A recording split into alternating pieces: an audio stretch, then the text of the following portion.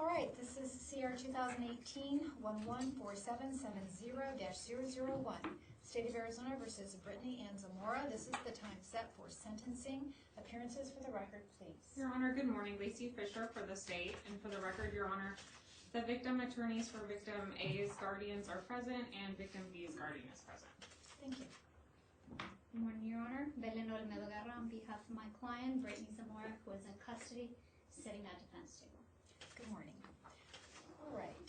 I know typically I ask that you approach the podium, but today I'm going to ask that you just remain seated at counsel table for the sentencing. All right. Please state your true and correct name. Brittany Zamora, And your date of birth. 1591. The court having previously accepted your pleas of guilt, it is the judgment of the court. You are guilty of 3 crimes.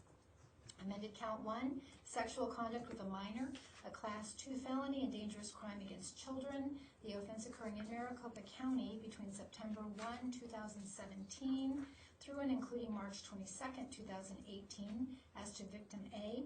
It is a non-dangerous, non-repetitive offense under the criminal code in violation of the statutes set forth in the plea agreement. It is also the judgment of the court you are guilty of amended count 2, attempted molestation of a child, a class 3 felony and dangerous crime against children, the offense occurring in Maricopa County between September 1, 2017 through and including March 22nd, 2018 as to victim A. It is a non-dangerous, non-repetitive offense under the criminal code in violation of the statute set forth in the plea agreement. It is also the judgment of the court you are guilty of amended count 15, public sexual indecency, a class 5 felony that occurred in Maricopa County between September 1, 2017 through and including March 22nd, 2018 as to victim B. It is a non-dangerous, non-repetitive offense under the criminal code in violation of the statutes set forth in the plea agreement. The court has read and considered the pre-sentence report, the stipulations in the plea agreement, the state's sentencing memorandum, defendant's sentencing memorandum, and the many letters attached to that sentencing memorandum. I have considered the psychosexual evaluation provided by the court at the settlement conference. I have considered the information provided at the settlement conference, including the sentencing,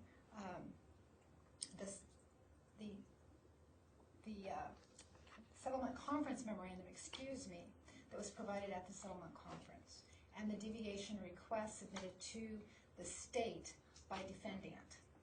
And finally, I have considered the sentencing memorandum for the victim impact statement for victim A that was provided to the court.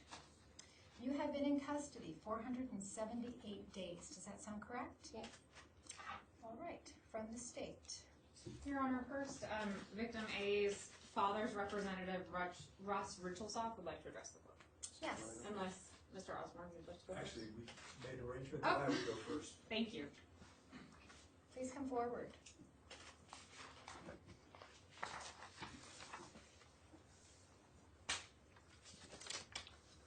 May it please the court.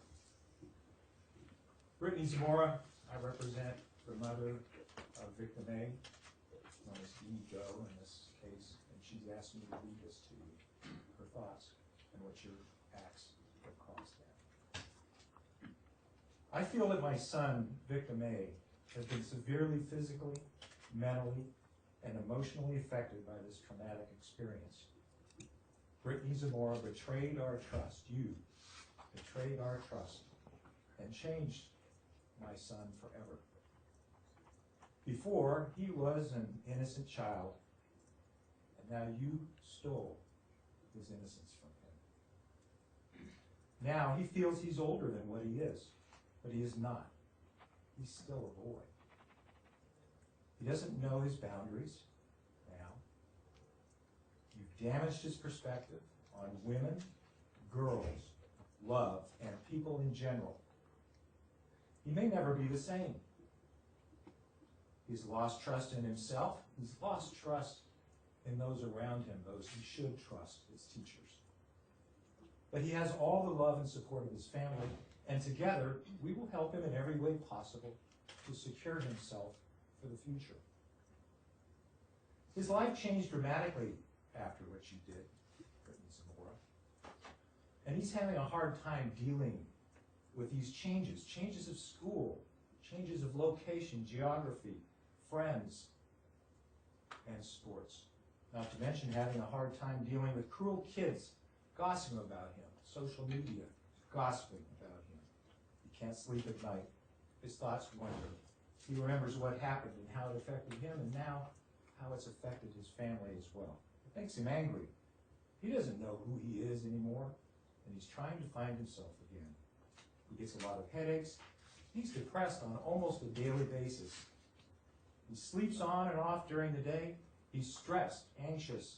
He has a lot of mood swings and emotions he can't deal with in a healthy way. He feels numb and confused about his life and scared for his future. His father and I are making arrangements for him to secure private psychological counseling, an expense to us, because of you. I'm grateful that the state provided counseling for a period of time, but the state's assistance ended, and that obligation to provide him counseling and any other treatment is now on us because of you. It's expensive, $150 a session, and I want to court, please keep the issue of restitution open so that you pay monetarily for his treatment. We're making arrangements with a psychologist for this purpose, and of record is her fee schedule.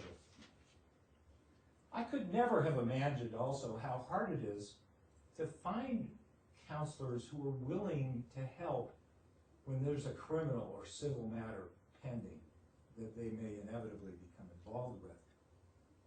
I understand that regardless of how skilled the counselors may be in the field of child sex abuse, knowing that they're going to likely face lawyers trying to minimize the impact of this abuse on my client's son, the attorneys, for example, representing the school district in this case that I'm involved with, his family and me, is intimidating for those counselors. The research on male child sex abuse is frightening, scary. In the record is a citation to a book on the subject. And we had victim A, boy you molested, examined by a Dr. Gartner last year. He wrote in May of 2018, victim A is currently traumatized by not being able to finish his school year, and he certainly is aware of the traumatized reactions of his parents, which in turn are likely traumatizing him. He has strengths that seem to be blossoming under his father and stepmother's care, but his temper and tendency to act out angrily may develop into full-blown problems as he matures. In particular, since sexual abuse and assault are interpersonal betrayal traumas, and I know you have studied these things as a teacher, they often have serious implications for future interpersonal relationships. Therefore, as victim A further matures, he needs to be watched, supported, and discouraged in the areas most common among sexually traumatized men.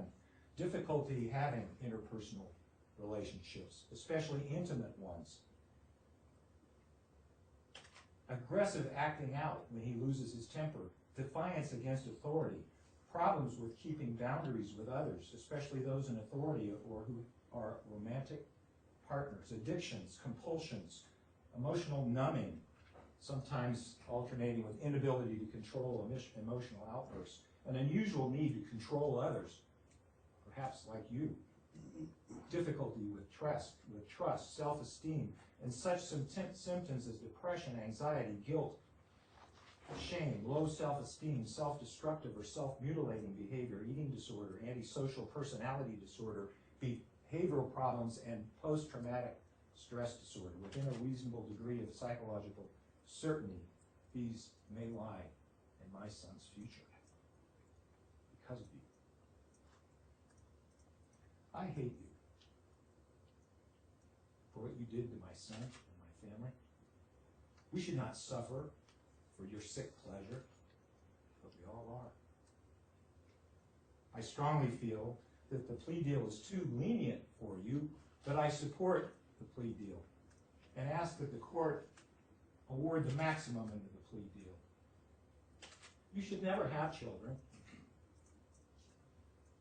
You should never be close to children, even in your own family.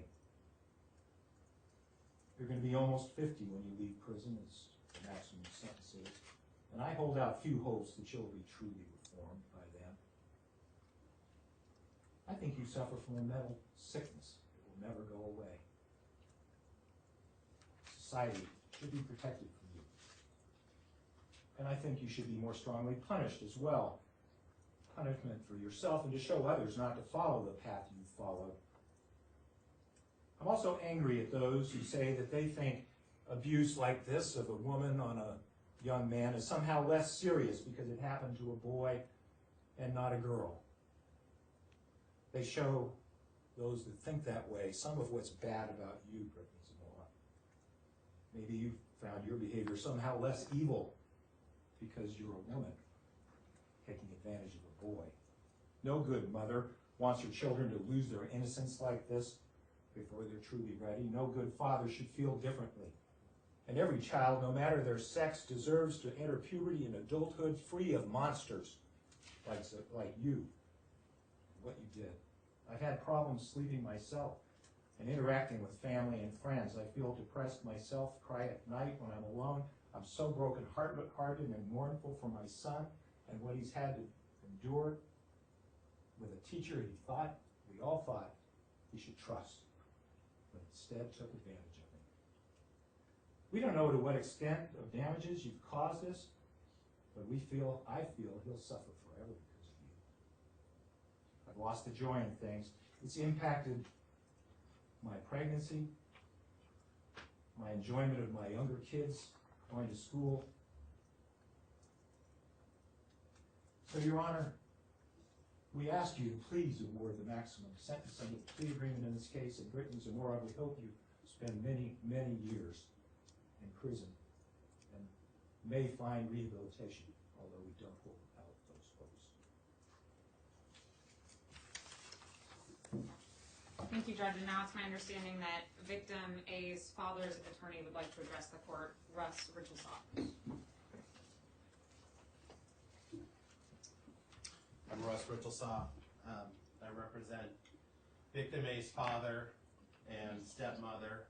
I have a letter that they've written to address the court and directly to Brittany Zamora. To the court, we, J-Do and M-Do, the father of stepmother of victim A, have asked our lawyer to read this statement in hopes that you will sentence Brittany Zamora to the maximum sentence possible under the law due to the heinous nature of her crimes and the irreversible damage she has caused not only to our son, but also upon our family.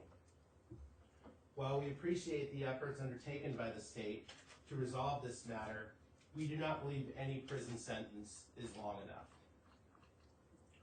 Once Brittany Zamora is released from prison, this monster will get to enjoy the freedom to live the rest of her life outside prison walls. Our son, on the other hand, has been stripped of and will never recover the innocence of his childhood. There are so many milestones that our son will now go through with a different frame of mind as he gets older.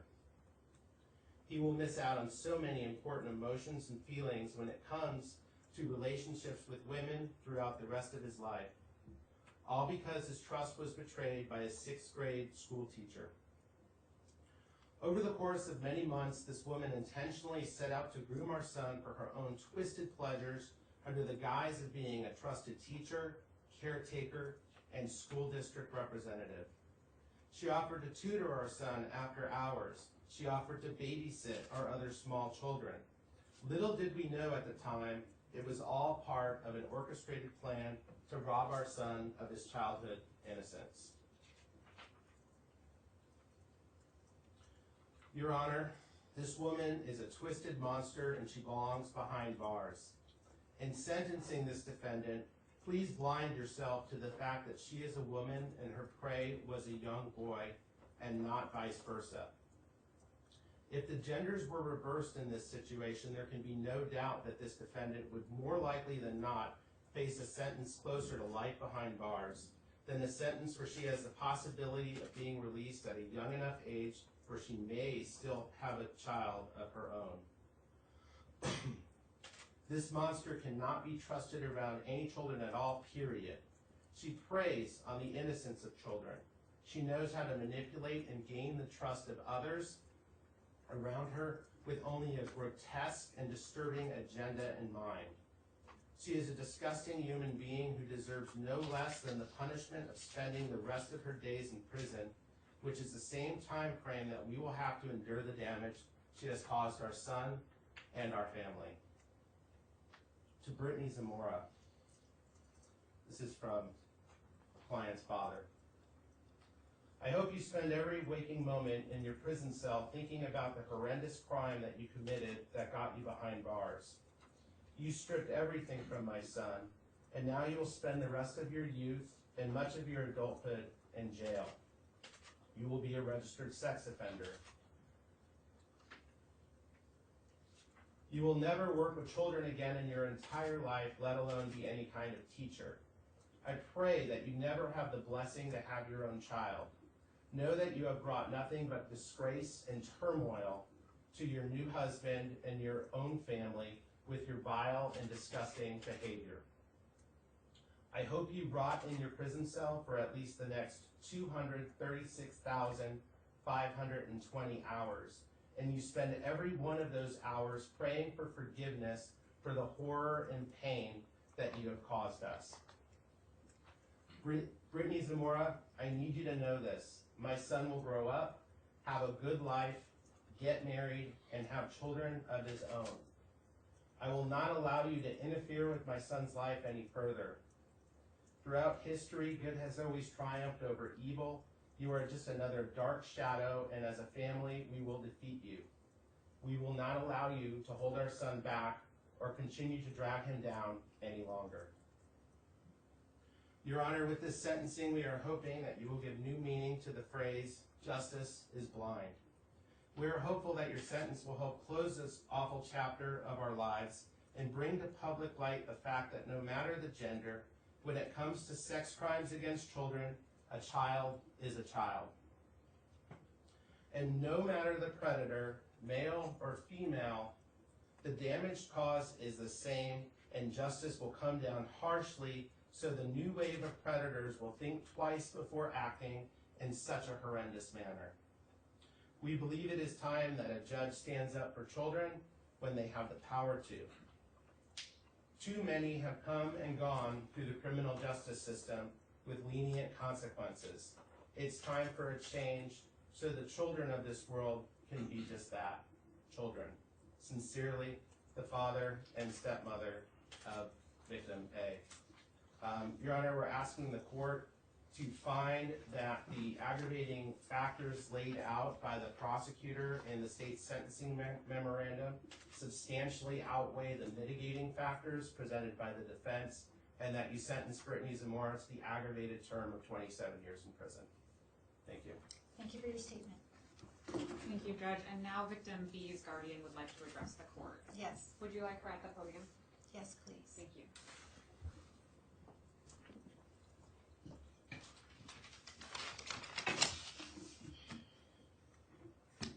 Your name, please. Adaholic. I am here today in place for my family and my son, who at the time of this crime was only 11 years old. He is a straight-A student who loves school. He is a kid that lights up the room with positivity.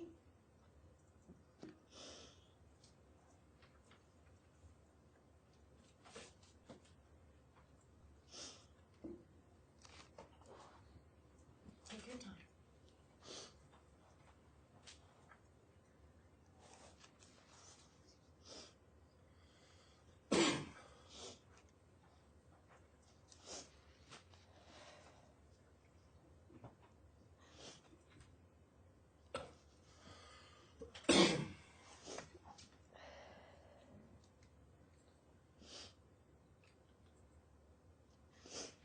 You can't help but want to be his friend. During a time of 6th grade, in Miss Zamora's class, I started to notice a change in him. He wasn't that happy kid anymore. He became quiet and distant. When I found out of the disgusting things that my son witnessed at school, a place that every parent trusts to drop their child off every day, is when I realized why he changed. He witnessed sexual acts between Miss Zamora and the other victim that no child should ever have to encounter. At times, he was told to be a lookout. He felt so uncomfortable that he removed himself the second time. Instead of teaching subjects like math and English, she showed him pictures and asked him about his private parts. She tried to groom my child into believing that this behavior was okay. We tell our children to listen to their teachers, and Miss Zamora used her position as a teacher to keep my son quiet by telling him that she would be thrown in jail if her secret got out. She knew this was wrong. She's a true definition of a child predator. Miss Zamora starts a friendship with these boys and gains their trust and then lures them in for her own sick sexual desires.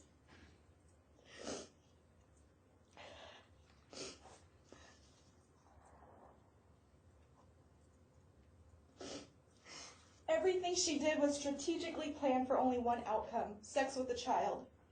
This has affected our family and my son deeply, and we're trying to make sure that he can still enjoy a normal childhood. As adults, you grow to become the person you are because of childhood experiences and memories. I pray every day that this does not have a lifelong effect on my son. An example needs to be made of Brittany Zamora. She is a woman of position and power and used it to molest a child. She's a pedophile and is no different than if a man were sitting in her place right now. If she had not got caught, how many more children would have been hurt by her? The less time she spends in prison, the more opportunity she has to prepare for another victim. Brittany Zamora, you hurt my family. You created a horrible time frame in my son's childhood that he'll never forget nor can change. Because this crime is going to be a lifelong battle for our boys, you deserve the maximum sentencing. Let this sink into your head, Brittany. Your mind is foul, your heart is ugly, and you disgust me.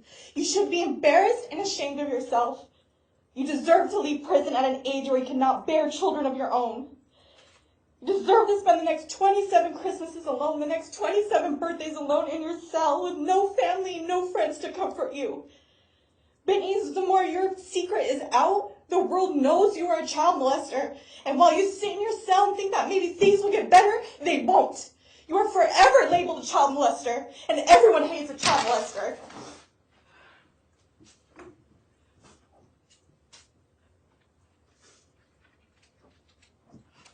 Your Honor, the facts in this case are beyond disturbing. They're truly, truly shocking. These are children that we're talking about, 6th graders, a 13-year-old and an 11-year-old. Your Honor, I know you know this, but children inherently trust adults. We tell them to, as a society, to trust adults. And even more so, children, parents, the community, put our trust in teachers to protect our children when we leave them at school. We put our trust in teachers not just to educate children, but to protect them every day. Every day, today, this morning, children throughout the country were dropped off at school by their parents. And those parents believed that the teachers were not just going to educate their children, but help them learn and grow. It's almost beyond comprehension, therefore in this case, that the person that these parents trusted so much to take care of their children was the very person who harmed them irrevocably.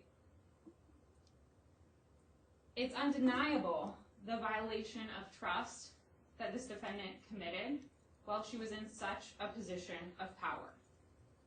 And it makes this case even more horrific and warrants an aggravated sentence due to that position of trust that she held and the way that she used it to not only commit her crimes, but also try and cover them up.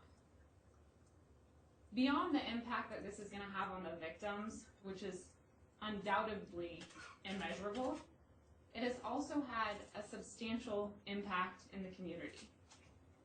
The defendant's actions will have a long-lasting impact at the school that she worked at and on the other students there.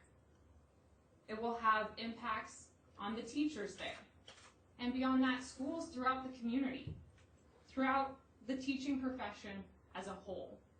Because that trust that we tell our students to put in teachers has been diminished in a way that will be hard to get back.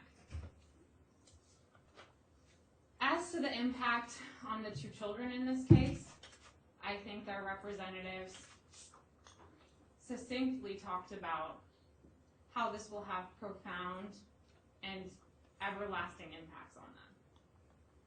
The impact is immeasurable, and I believe and I hope that these children will be able to move forward past this and that their families will be able to heal. But there is no denying that it's something that they will have to carry with them for the rest of their lives. It will always be a part of their childhood, and it will always be something that they carry with them. Something that's going to be much longer lasting than any punishment that this court could ever put forward.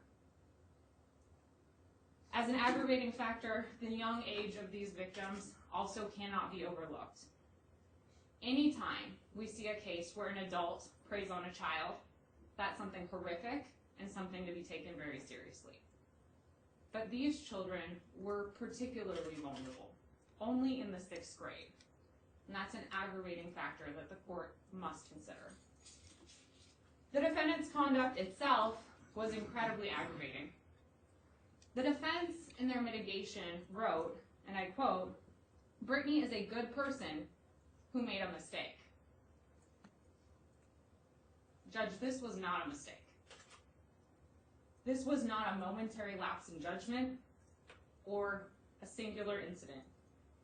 These were repeated choices over months.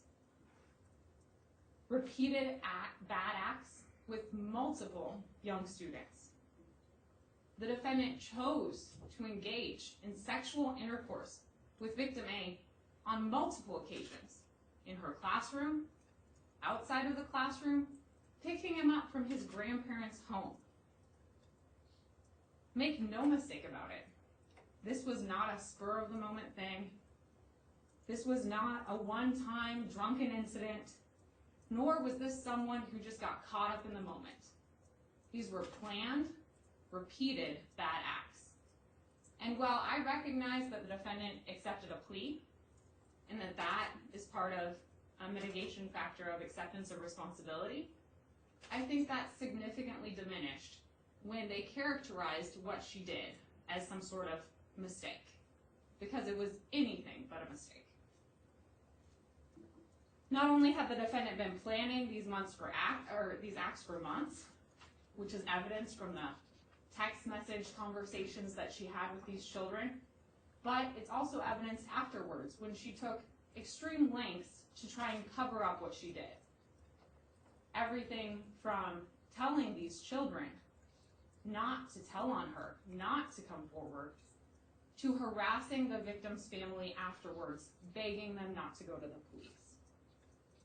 Her attempts to cover up the crime are an aggravating factor that the court should consider.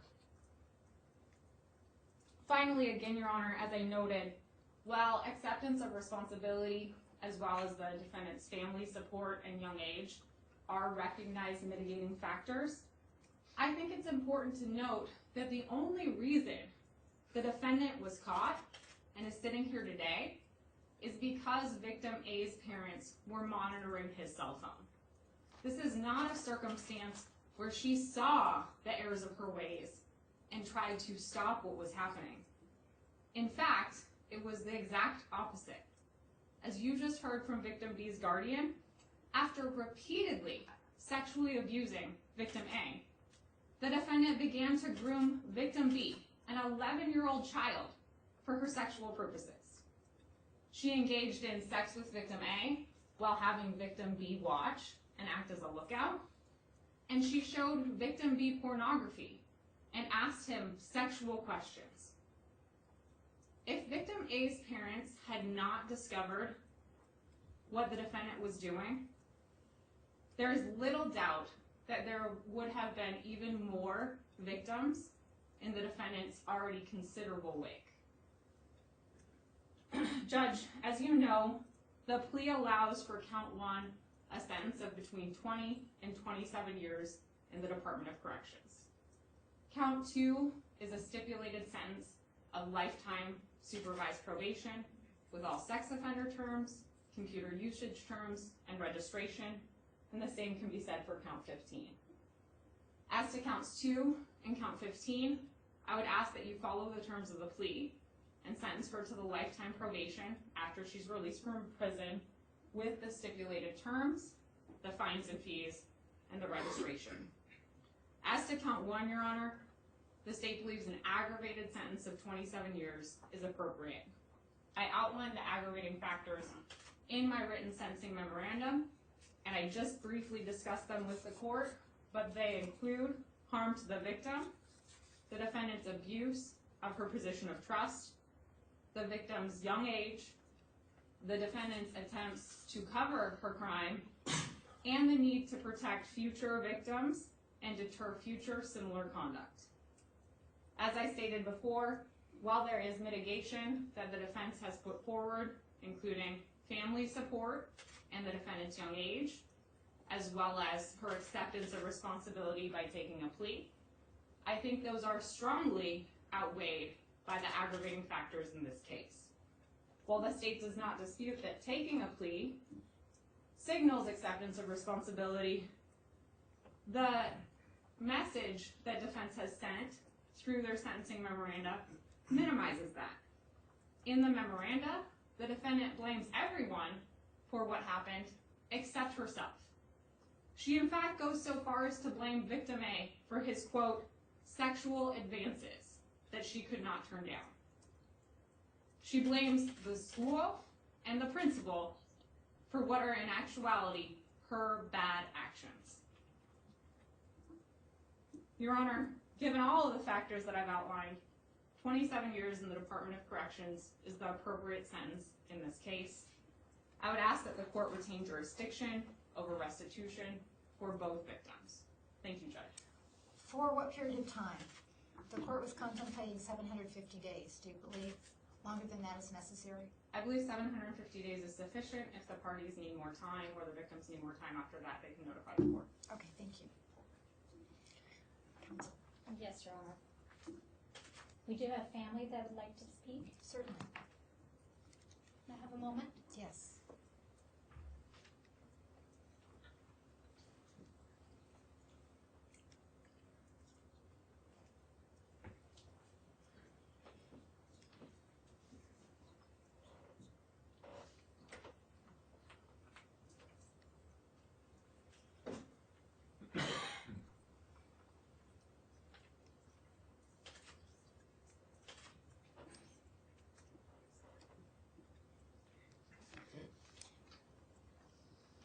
Please start by telling us your name. Darlene. I'm sorry, what is your Darlene. Good morning, Judge. My name is Darlene, and I am proud to say that I am Brittany's mother. I stand here in front of you today. You're honored to represent Brittany's brothers, sister, cousin, husband, family, and friends, many of which would like to stand and speak to you directly themselves. However, given the publicity of this case with the high media coverage, it puts not only their jobs but also their families at risk also to do so. Yes, Brittany is remorseful. Is she a monster? Or are the people, their followers, and the media? Her father abandoned her for his pregnant mistress when Brittany was 13 years old. Within months after that, Brittany was told that I myself had multiple sclerosis. Brittany then began to not only help me and learn to administer my shots at the time, Brittany also began trying to be so grown up, and I believe she became confused. Her self-esteem faltered, her self-worth.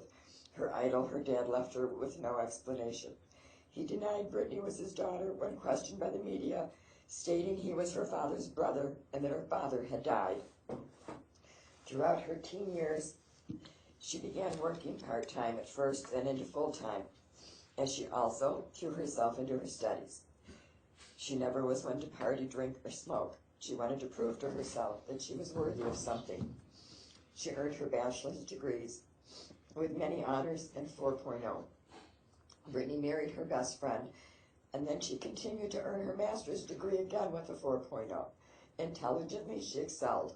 Emotionally, she lost her teen years and a part of herself. Even though inside she was personally suffering, she did nothing but give all of herself to others, always there for those in need. Brittany was never the person whom had to have the latest fashion.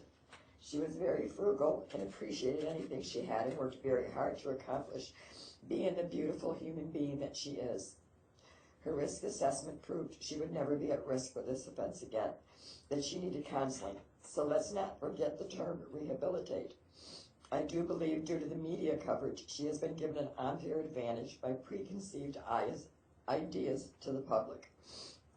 Brittany has been the sunshine in so many people's lives. She led many events for school. She was Teacher of the Word of the Year, Prom Queen, as well as she organized many charity events, such as the MS Walk. She had t-shirts made for the events, Autism Walk, Heart Health Walk, and many others.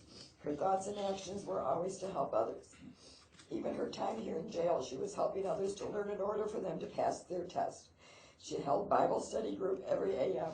She got the girls up exercising a few times a week. She's been well liked and appreciated for all she has done to help others. Her compassion is beyond words. She cared so much for others in any aspect they needed: shoes, clothes, organizing and forming special teams. Your Honor, I respect your authority and your decisions.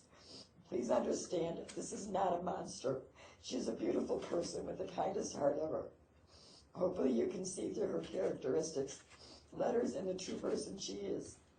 On behalf of myself, family, and friends who all know her, the true her, not what the media and the public are making her out to be with many false accusations, we beg you to please limit Brittany's sentencing time as low as you can. Thank you for your time. Irwin. IRWAN.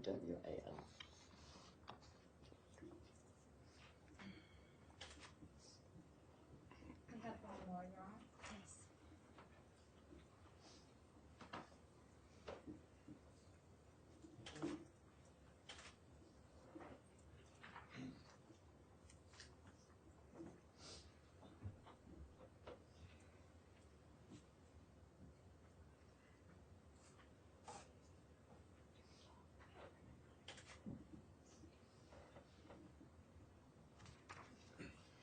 Please start by telling us your name.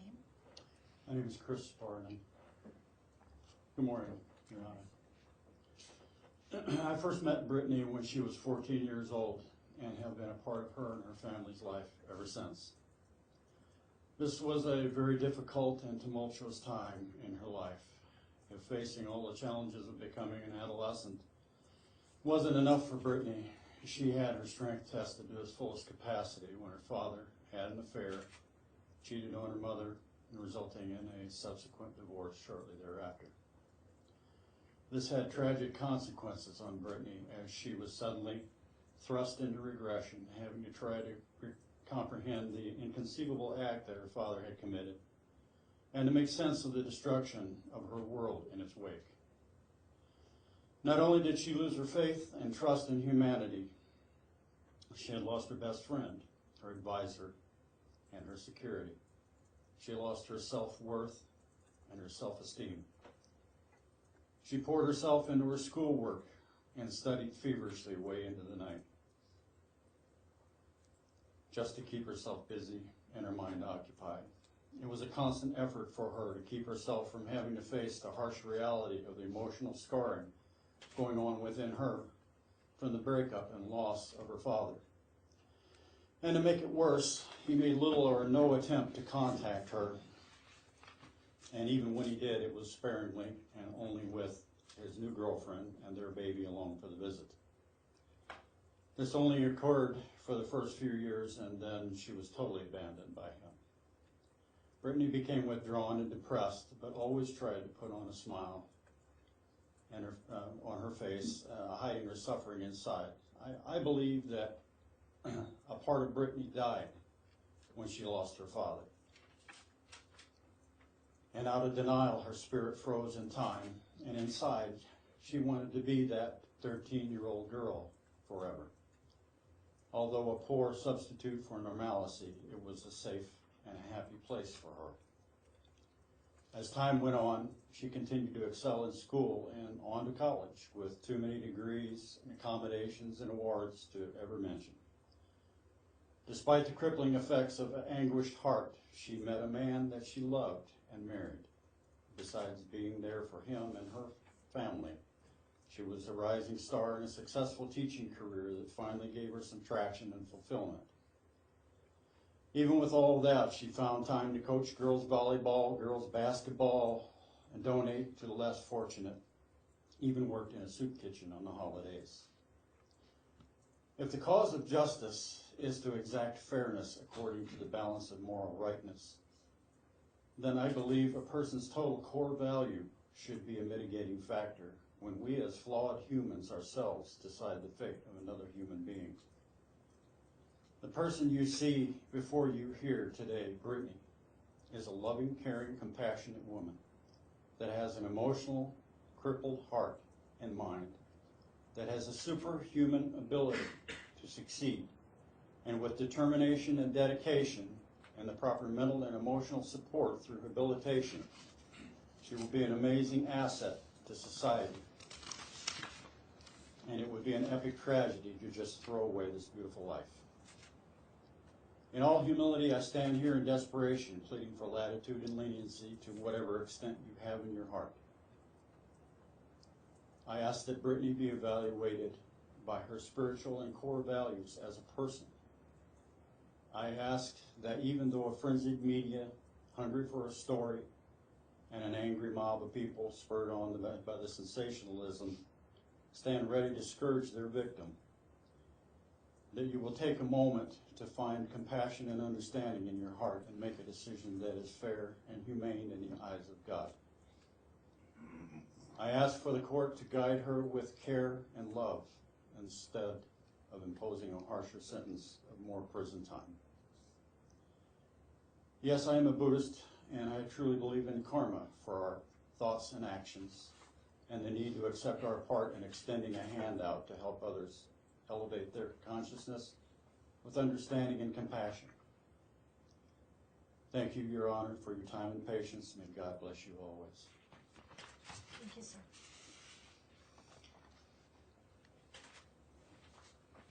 Your Honor, may I remain seated? You may. Your Honor, we ask the court to follow the terms of the plea agreement and consider the mitigation that has been provided to the court. We ask the court to sentence Brittany Zamora to 20 years in the Department of Corrections, followed by 2 lifetime probation terms. This court presided over the settlement conference and has the materials as the court already enumerated. In addition, the court is in possession of all the sentencing materials provided by defense. However, I'd like to highlight a few things for the court. Brittany today is 28 years old. She has no prior felony convictions or has ever been in trouble with the law enforcement. This is the first time that she does anything remotely close to this, and she definitely acted out of character. As her family outlined, she has been very successful in education, in her own personal education. She used her education as a way to refuge from problems. She completed high school and then attended the university and obtained her master's degree. Her family has been unconditional. They're here today. They have been with her through this entire journey. It is extremely difficult for them to be present and to put at risk not only their safety, but also their livelihood, their jobs. It is a very difficult position for their friends also to be here. Throughout this case, Brittany's family, who was already very close to her, was her nucleus of life, became even closer. And that has given her the sustenance to continue through this year.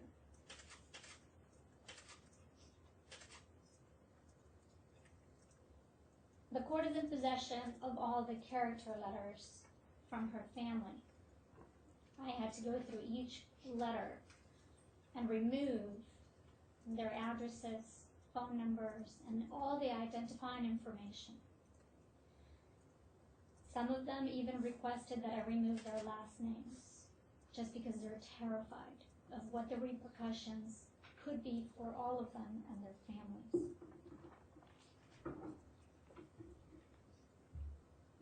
As Darlene mentioned, a lot of family members wanted to speak, but they sent Darlene and Chris as their ambassador on their behalf.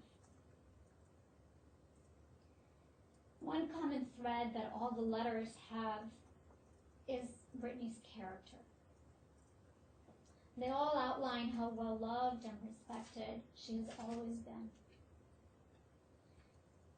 When Brittany's already absentee father left, she was 13 and became a leader in her household.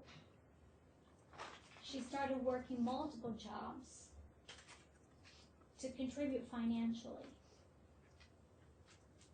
Although there were other siblings, everybody was older. She was the youngest and the only one with Mom for a long time. Her mother's illness reached its peak, and Brittany became the caretaker. She took new responsibilities, but none of that affected her drive, her schooling, her GPA. Throughout her life, Brittany has volunteered and raised money for multiple charities. She's a daughter, a sister, a friend that all can count on. The letters reflect her character. She does not have a single ounce of malice in her bones, in spite of everything that has been said about her. She does not like to see other people upset and will always put other people first.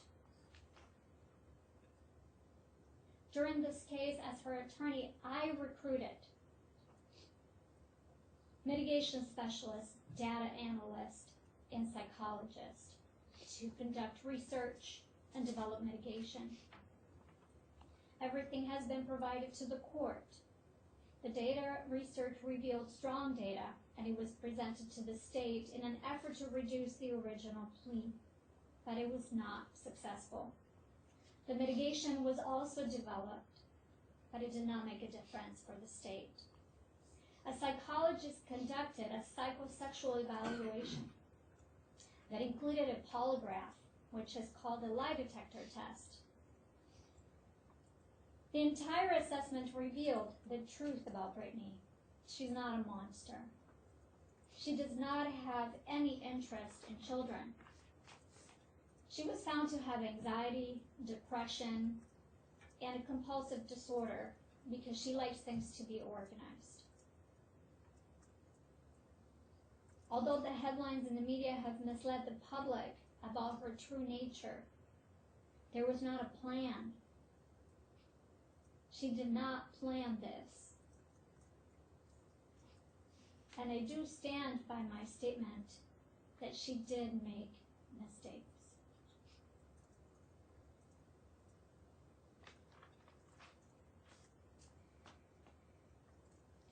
So we are here today, and Brittany knows that what she did was wrong. She does know, and she does accept it. The court has the power to weigh and balance the mitigation versus the aggravation presented by the state. She took a plea without knowing exactly what she was going to get, other than a significant range that is 20 to 27 years. That cannot be discredited. She's a great candidate for rehabilitation. She wants to change her life, and she already started that. She relinquished her teaching certificate. She's never going to teach again. She has made other plans to go back to school. She's going to be one of those people that will be learning for the rest of her life. She wants to earn another degree, develop another career, and start over. We understand the state's recommendation, the victims' attorney's recommendation, the victims' guardians, and parents. However, we ask the court to balance and take everything into consideration. Brittany will be monitored by the state throughout the 2 lifetime tails for the rest of her life. She's going to be a registered sex offender. She's going to have sex offender terms and will never be able to escape the government's eye. The plea agreement is structured to ensure that there is plenty of monitoring for her forever. A sentence of 20 years is a flat sentence in this case, which she will have to serve day after day. 20 years is a very long time. She is already planning and signing up for every program available, and she tried to do that at the jail already. The resources are limited at the local jails, so there were not that many classes available. So Brittany decided to become a teacher to her peers. She began teaching exercise and helping them with their reading and writing. She is a true helper, and she does not have a malicious nature.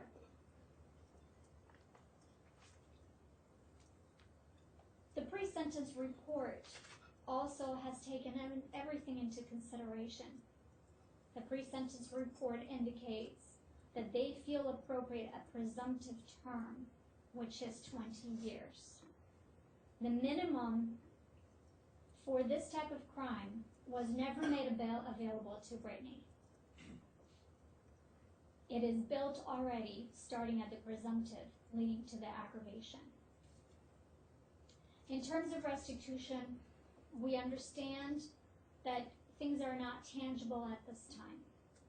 Brittany is waiving her presence for any future hearings. However, we ask the court to take note, although there will be no decisions made today in that regard, that there has been a settlement agreement reached in the civil aspect between Brittany Zamora and her husband's homeowner's insurance. They have already paid a civil claim.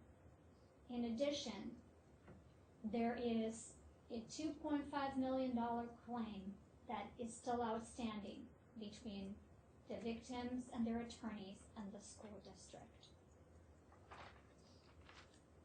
We ask the court to take everything into consideration today and ask the court to use its power to weigh and balance everything today. Brittany is a good member of our society, and punishment of 20 years is ample. She needs rehabilitation and counseling, as Dr. Toma indicated in their report. There is no denial that she needs therapy. For all those reasons, Your Honor, we ask the court to take everything into consideration. And in addition, we ask the court to give her credit for her time served. Ms. Zamora, would you like to say something? May she remain seated? Yes.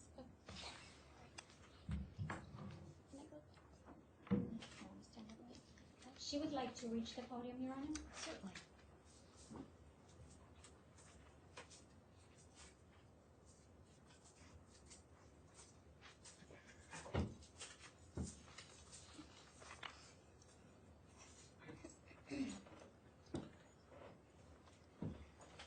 Good morning, Your Honor. I want to start off by apologizing to the victim and his family. I'm sorry for any undue stress or pain that I may have caused. I'm ashamed of my actions and am completely remorseful and truly regret what took place. I'm known to be a responsible, caring, happy, and thoughtful person. My actions were completely out of character for me. As an adult and teacher, I am meant to set an example, and I did not follow according to that expectation. Prior to this incident, I have been an amazing teacher and citizen. I started programs while teaching to help stop bullying, teach girls about nutrition, fitness, create fundraisers to help with autism, and help families in need. Fill 25 plus desks with school supplies each year, and even won Teacher of the Year in 2016. As far as a citizen goes, I've lived my life respecting and trying to obey every law. I am not a threat to society by any means. On the contrary, I have tried to help our society as much as I can. This includes helping out the homeless, volunteering for the city, and giving time to assist with church programs. Over the past 16 months, I've grown within my faith, and that has helped me not only get through each day, but has led me to reflect on how sincerely I took life for granted. A life that I've been working so hard to set up for a successful and bountiful future. I would do anything to re-enter society sooner for a second chance. This sentencing is not only taking decades of my own life and experiences away, but those of my loved ones as well. My family knows who I am and my heart, so it is just as hard on them. Therefore, I would also like to apologize to them. As stated earlier, I never want to hurt anyone, and it tears me apart to know that I have, and I'm deeply sorry.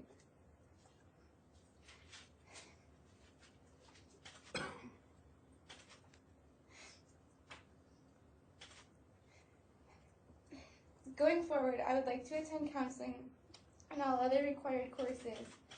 I obtain a new degree and seek new employment. I have already relinquished my teaching certification. My hope is to rejoin society a better and more grateful person. I have an incredible support system and know they will all be there for me every step of the way. Your Honor, I know the state did not take my mitigation and assessments into consideration, but I hope you can. I am a good and genuine person who made a mistake and regrets it deeply. I ask that you please have leniency in regards to my sentencing, that you see me as a person with a hopeful future and not just another number or case. Thank you so much for your time and consideration. Thank you for your statement. Since she's already at the podium, why don't you just remain at the podium?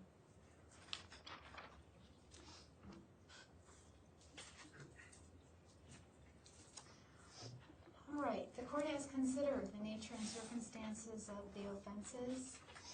The court has identified aggravating and mitigating circumstances and weighed and balanced those circumstances. As aggravation, the court finds the defendant's conduct caused physical, emotional, and financial harm to the victims. There were multiple victims. The defendant violated and abused a position of trust. I find the circumstances of the offenses to be especially aggravating, and the fact that these events occurred over a period of time. I also find as aggravation the defendant's efforts to conceal her conduct from others. As mitigation, the court finds the defendant did accept responsibility by pleading guilty. She has expressed her remorse. She has no prior criminal history. I've considered her age. I've considered the difficulties she experienced while growing up, as described by her mother and in all of the reports I have read. I have considered her character, as described in all of the documents I have read, and the accomplishments and achievements that she was able to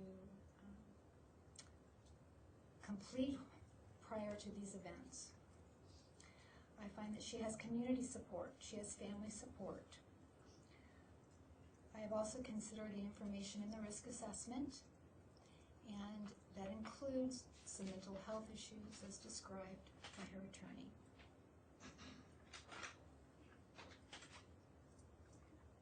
I've also considered the fact that under the plea agreement, the defendant will be on supervised probation for a lifetime term on 2 counts. So, after weighing and balancing all of these factors, the court finds the stipulations in the plea agreement are appropriate.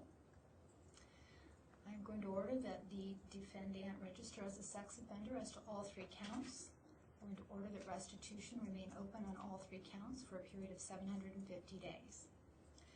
For amended count 1, the court finds that the presumptive term is appropriate, so it is ordered the defendant be incarcerated in the Department of Corrections for 20 calendar years with credit for 478 days of pre-sentence credit. As to amended count 2 and amended count 15, it is ordered suspending the imposition of sentence and placing the defendant on supervised probation for a lifetime term to begin upon physical release from the Department of Corrections. The terms and conditions of probation are in writing. You will have an opportunity to read and sign those terms shortly. When you sign the terms of probation, it indicates to the court you understand and will follow those terms. If you do not follow those terms, you could be returned to court and found in violation. Your probation could be revoked and you could be sent back to prison for the maximum term provided by law for each of these offenses for counts 2 and 15 as amended. Do you understand? Yes. You are to follow all of the standard terms and conditions of probation. In addition, you are to have no contact with any victim. You are not to return to the scene of the crime. You are to follow the sex offender terms of probation and the computer usage terms of probation. As financial assessments, there will be a $20 probation assessment on amended count 15. All other financial assessments will be on count 2. There will be a $500 sexual assault assessment, a $65 per month probation service fee, a $250 sex offender registration fee, a $20 probation assessment, a $2 victim rights assessment, a $50 address confidentiality assessment, a $20 time payment fee, and a $13 criminal penalty payable to the Goodyear Police Department.